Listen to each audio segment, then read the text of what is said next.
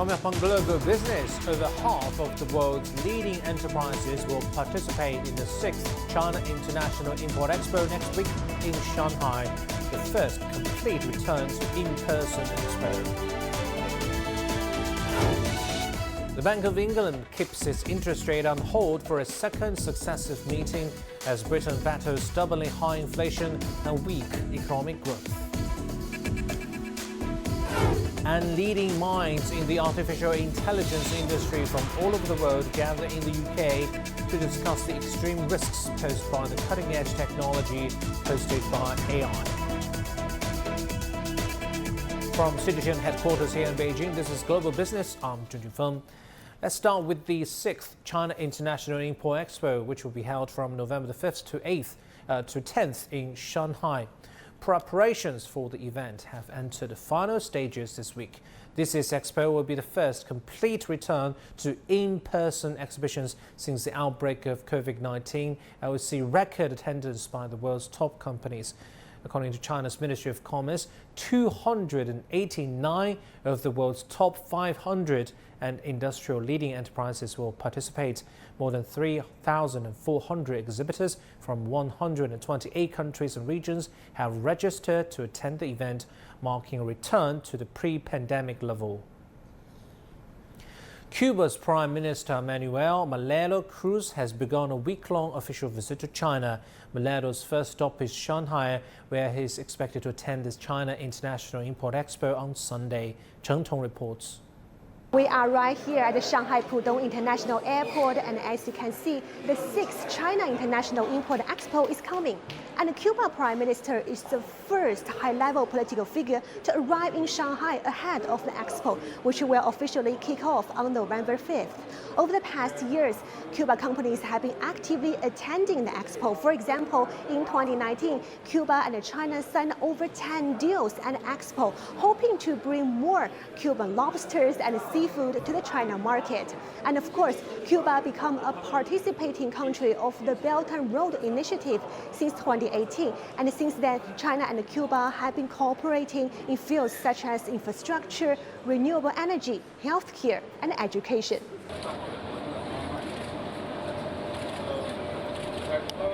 This is Mararo's first visit to China after he was named as the Prime Minister of Cuba in 2019, when the position was reinstated after more than 40 years. According to China's Foreign Ministry, Mararo will also meet with Chinese government officials during his trip. The ministry has described his visit as being crucial to strengthening the relationship between China and Cuba. Chen Tong, CGTN, Shanghai. Some 20 enterprises from Thailand will participate in the CIIE this year. Thailand's Commerce Minister said that China's high-level opening up has brought more opportunities to Thai companies. The Chinese economy is building a broad community of interests with the support of high-level opening up policies and the Belt and Road Initiative. Thanks to China's high-level opening up, Thailand has an opportunity to expand its market in China. The CIIE provides a platform for Thailand to fully showcase itself. It will be conducive to strengthening China-Thailand cooperation. The third phase of the 134th Canton Fair, also known as the China Import and Export Fair, is currently taking place in Guangzhou. The 5-day event, hosting more than 11,000 offline exhibitors, features consumer goods including home textiles, stationery, and health and leisure products. The first two phases attracted more than 157,000 overseas buyers from 215 countries and regions, with an increase of 54% of the same period of the previous season. And among them, some 100,000 are from Belt and Road partner countries, accounting for 64% of the total visitors. Intended purchases reached a total of about $100 million during the first two phases. You're watching Global Business. Come up next. The Bank of England keeps its interest rate on hold for a second successive meeting as Britain battles stubbornly high inflation and weak economic growth.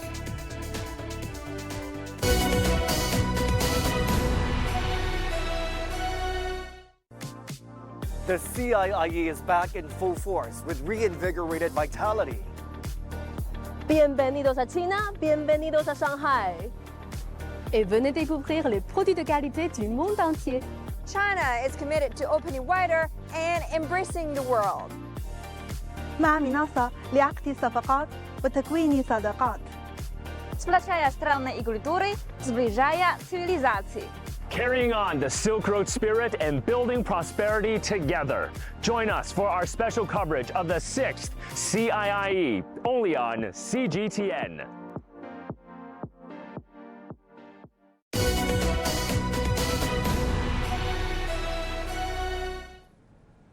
To Britain now, the country's central bank has left its interest rates unchanged for a second straight meeting. The Bank of England decided to keep rates at 5.25%, the highest level in more than 15 years. It paused its rate hikes at its last meeting in September after 14 successive increases. British economy grew by a stronger than expected 0.3% in the first quarter and expanded by 0.2% in the second quarter, but remains at risk of recession. Retail sales in the country have slumped. Britons are struggling to pay bills, and the country has been blighted by months of major strikes across the public and private sectors. For more details on the BOE interest rate decision, let's cross to our correspondent Lolo Abdafid in London. Actually, the Bank of England has left the interest rate unchanged. What can we read into that decision?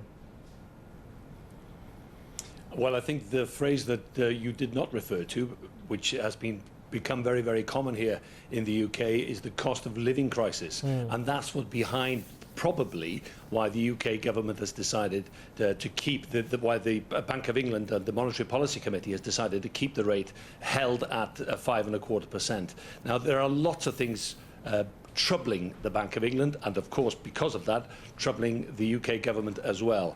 And the fact that 6 of the members of the Monetary Policy Committee wanted to keep that rate at the same, but 3 of them wanted to increase it. It shows that there is still a difference of opinion in how the economy should be policed and how it should be advised in terms of improving in the future. Now, it shows also that by keeping the rate at the same after 14 consecutive rises since December 2021, and of course the impact of the COVID pandemic, it is a fine balancing act in terms of the economy, not just obviously for the government but for businesses, but also for households. And that's where this crisis cost of living has had such a major impact by trying to bring inflation down, and that's what the Bank of England are trying to do. It's 3 times higher than what they want it to be at 2%.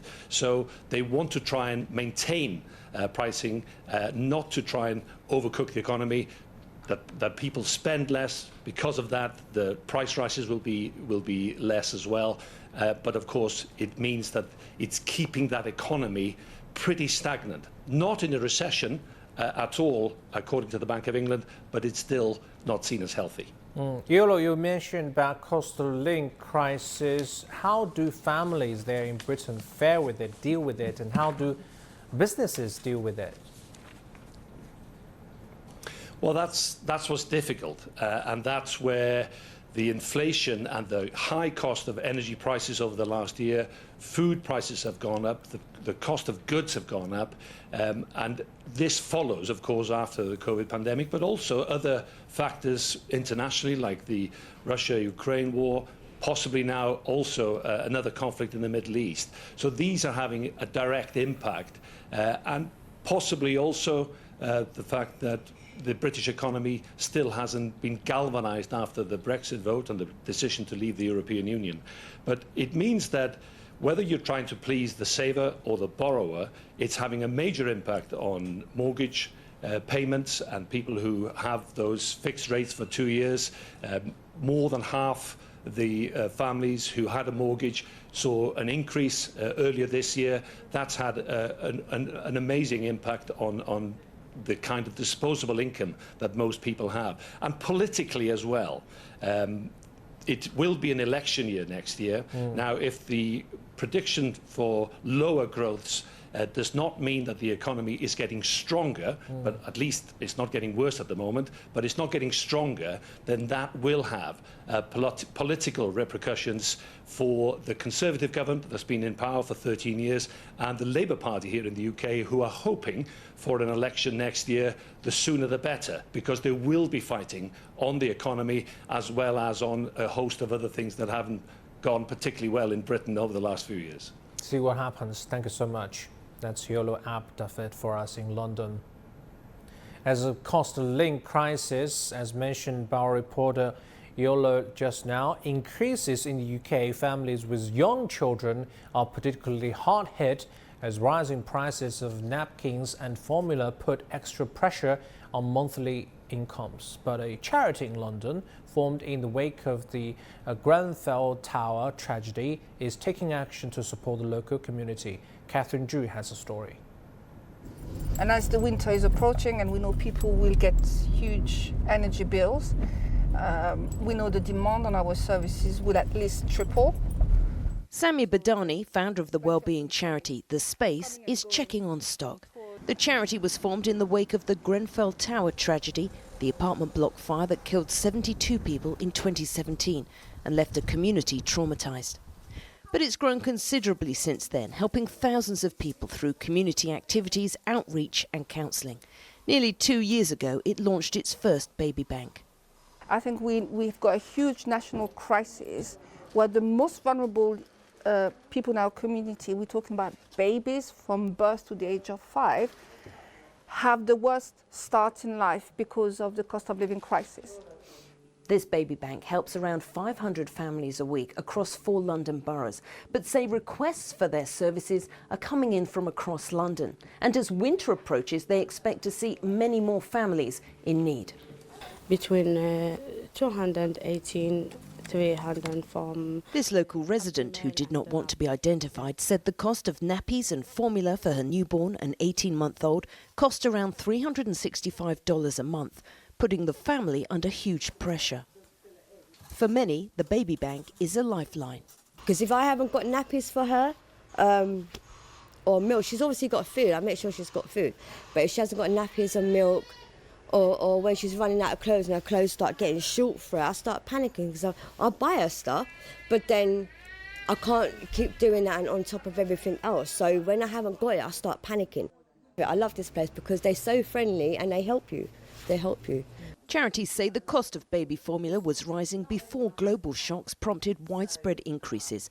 The high price and resulting rise in shop thefts has been raised in the UK Parliament, prompting an official investigation into the price of baby formula, which is currently ongoing. Some groups fear struggling families are feeding their babies less or using incorrect products, which carry both health and developmental risks. We need to make sure that we're doing as much as possible to sort of insulate those products from the worst of food price inflation. We see there as being a role for government here as well, in terms of making sure that the nutritional safety nets that support those very lowest income households that most need the support, that they are receiving that help. The British government says it's urgently working to tackle high inflation and says it's provided funds to local councils and directly to families for the purchase of food. Multinationals Danone and Nestlé dominate the UK baby food market. Both issued statements saying they have developed value-for-money products and are working hard to keep costs as low as possible. Those on the front line bracing for the coming winter say community initiatives must be at the forefront of dealing with complex family needs. Well, I will tell the Prime Minister, look at what happened to our community 6 years ago. We experienced the worst tragedy in modern history in this country. What Grenfell showed us, this government or public sector way of giving service to people without their input doesn't work. Catherine Drew, CGTN, London. Ocean Global Business coming up next. Leading minds in the artificial intelligence industry from all over the world gather in the UK to discuss the extreme risks posed by cutting-edge AI technology.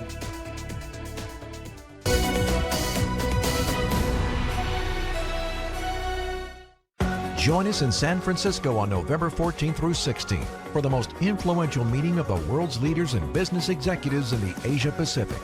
The APEC CEO Summit 2023 will focus on creating economic opportunity. The summit will promote sustainability, inclusion, resilience, and innovation across the Asia Pacific. Don't miss your chance to be part of the conversation. Request your invitation at apecceosummit2023.com.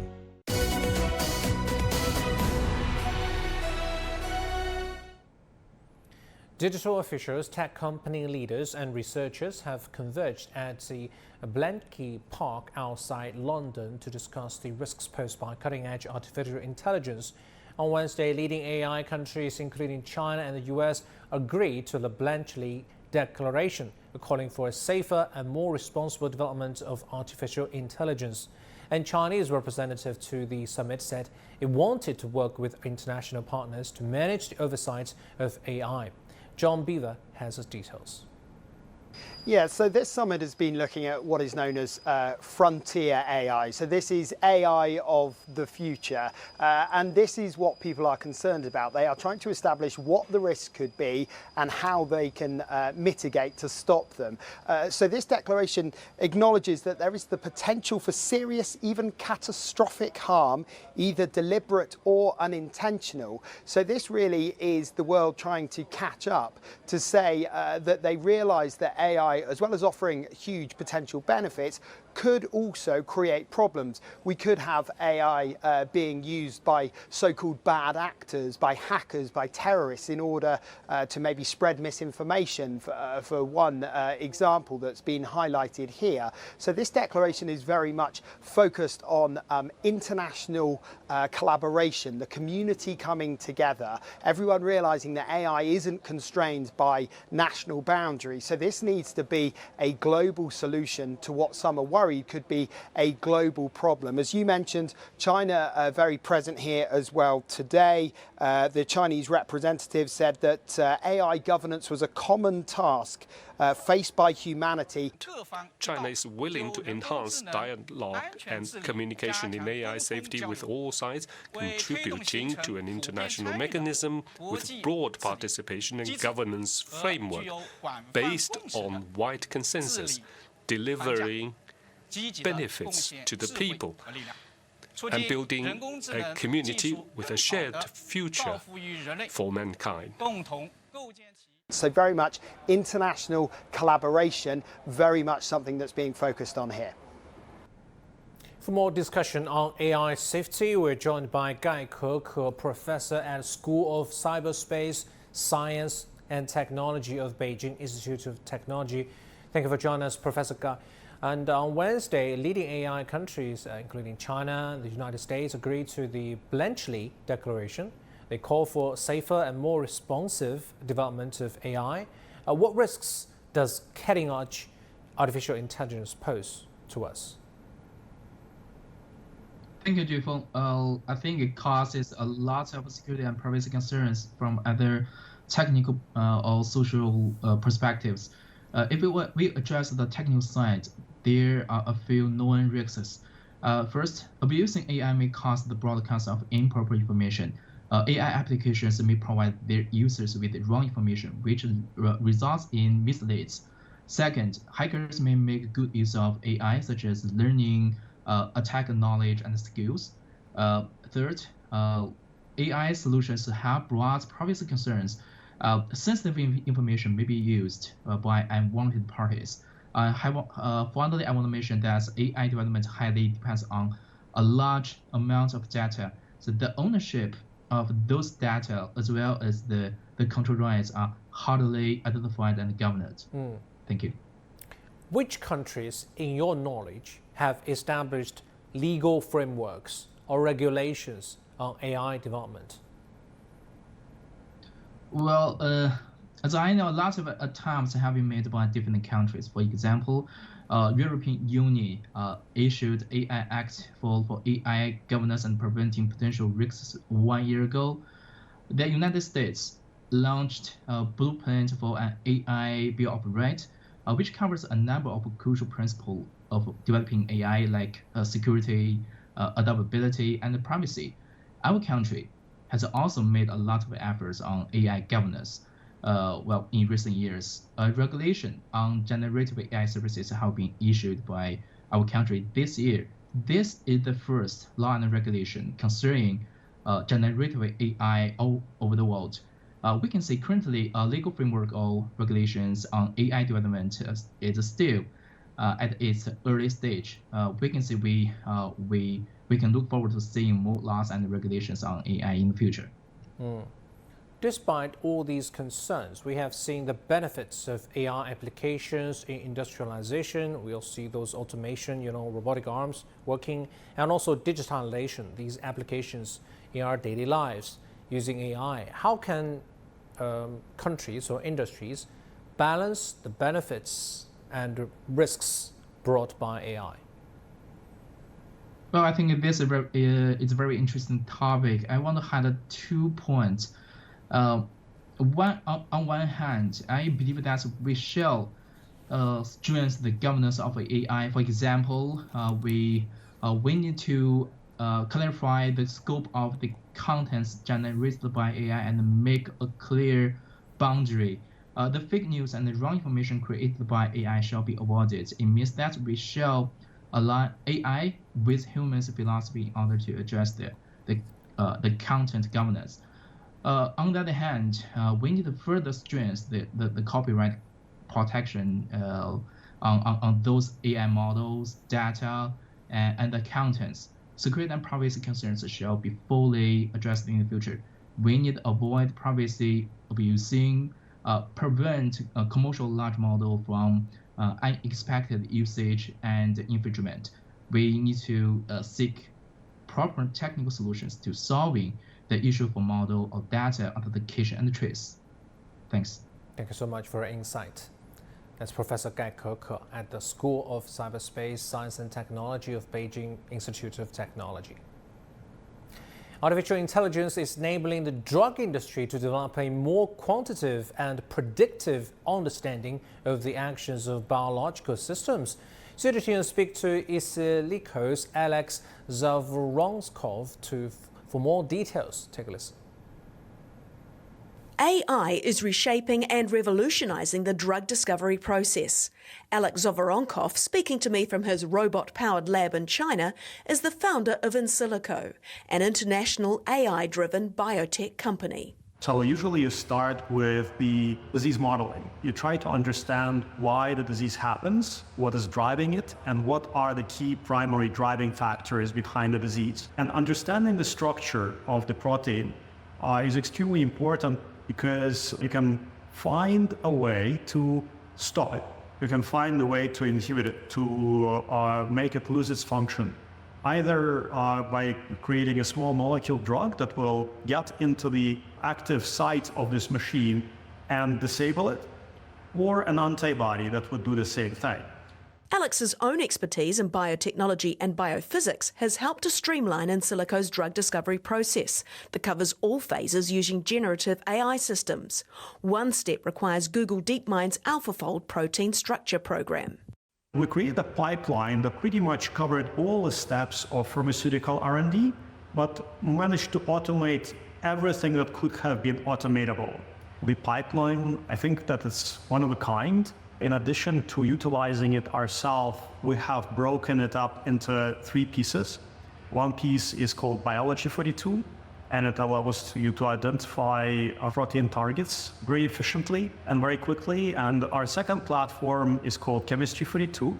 It allows you to generate small molecule chemistry with the desired properties. So it allows you to imagine new molecules that have the properties of good drugs or the protein of interest. And we also have a system called Medicine 42, which consists of currently one big app. It's called InClinico, which predicts the outcomes of human clinical trials, phase 2 to phase 3. InClinico is designed to also recognise any weak points in the trial design, helping to overcome the traditional drug discovery problem where the failure rate in clinical trials can be as high as 90%. So far, the company has identified 31 potential drugs, and Alex is confident his team has the first drug in clinical trials designed by generative AI, which can generate new data from input data. Usually going from 0 to phase 1, phase 2, the probability of that is less than 1%. And what is so improbable became possible. And we've managed to enter phase 2 human clinical trials now with an AI-discovered, AI-designed therapeutic. The drug, which is now in phase 2 trials, is for idiopathic pulmonary fibrosis, a chronic lung scarring disease leading to irreversible decline in lung function. Insilico has developed an inhalable formula for the drug and a new device for its administration, and it believes the compound may work in other forms of fibrosis. Taking a trip across town in a flying car is closer than you think. Chinese company Yihang has been showing off its unmanned airborne taxi in northern Spain. Our correspondent Ken Brown is there. What was once considered science fiction has now become a reality, and flying cars are ready for takeoff. China's Yihang is the world's first company to create a certified airworthy passenger-carrying flying taxi. Here in Lleida, northern Spain, they've just opened their new European Operations Centre, and there's a real buzz of excitement for what's ahead. My dream was to build a small plane I could fly myself, but it wasn't long before I fulfilled my dream. So what next? I wanted all people to experience this, so I turned it into an industry. This is not something that is out of reach. It's already here, and soon it will be part of everyone's life. Yihang's EH216S is a potential game changer in urban mobility, but also in emergency situations and tourism too. It has a vertical takeoff and landing system which suits city travel and is 100% electric. This two-person aircraft is powered by 16 rotors and can fly over 30 kilometers for each journey, a milestone in aviation history. Passenger safety is always a concern, but Yihang are already running this service across various cities in China and have now tested this model in over 14 countries, clocking over 40,000 flight hours. The global air taxi market tripled over the past year to over $3 billion. It's an industry that looks set to take off here in Europe, with the first passenger flights on target to be scheduled next year. Ken Brown, CGTN, Lleida. Always love to see some new technology every day. That'll do for this edition of Global Business. Thanks for watching. I'm Juju Fo. Bye for now.